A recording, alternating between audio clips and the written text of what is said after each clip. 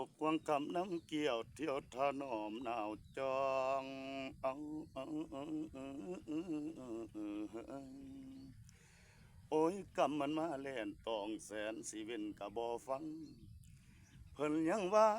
สมุทรนาตะกิโลโกสัตว์อยู่ในโลกนี้มีตั้งแต่ผลกรรมโนพี่น้องคันหากลงมือทำกะแม่นกรรมทั้งนั้น มีกำยาวโนกำสันหลายอันผูกจองจริงแล้วคือเอาเสือกผูกของสีขาไว้ระหว่างคอนี่ละเนาะเพิ่นว่าสานิกัมมานิทุกขติยันติกรรมขอนี้สิพาไปทางสัวพายลงเกลือกกลัวในหม้อละแผ่นแดง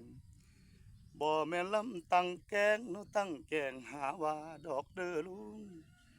ฝูงศรัทธาคนฟังให้ไต่ต้องด้วยทางสิไปเมืองฟ้าต้องมีบุญเป็นที่เพิ่ง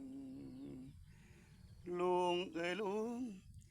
ยามเมื่อตายโนไปแล้วบุญสีคำแม่นสวยสู้ นานวันไหล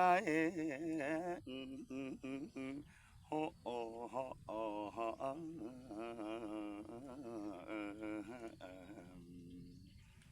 พี่น้องเอ้ย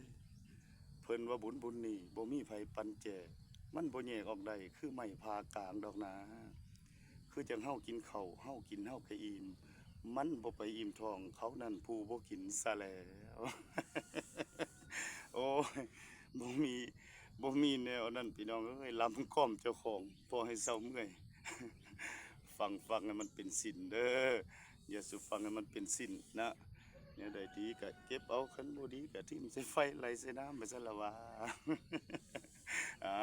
เอาสู้กันฟังหน่อยหนึ่งพี่น้องเอ้ยขอให้แม่พ่อขอแด่